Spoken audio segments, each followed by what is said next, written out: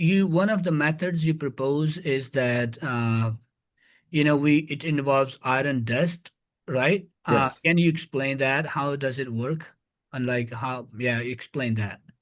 Yeah. So the way nature removes CO2 before each ice age, and we've had about a dozen ice ages in the last million years, and it's photosynthesis in the ocean. What the limiting factor, as I mentioned, for photosynthesis and anywhere is iron. Of course, on the land, there's lots of iron in the dirt usually. In the ocean, the iron tends to sink.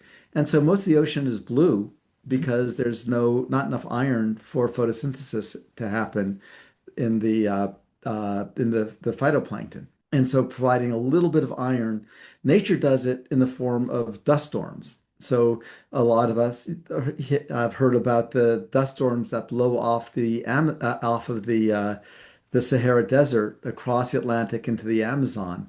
And if you look at the Atlantic Ocean, it's very green in that band because the iron rich, that the pink in the Sahara dust, that pink is iron. And so it fertilizes the ocean and it's very green. The So it's a natural process. Volcanoes do it. Of course, when volcanoes erupt, the dust from the volcano, the ash, has a lot of iron in it. The trick, it turns out, what we've learned in the last few years is there are two other things required. You have to provide the iron dust.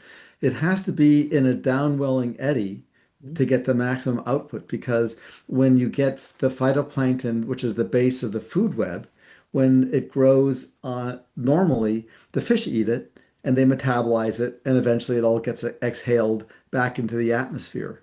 In a downwelling eddy, it pulls a lot of that biocarbon down into the deep ocean where once it gets below about a kilometer, it stays for over 1,000 years. And so doing it in a downwelling eddy, there's strong evidence that's critical.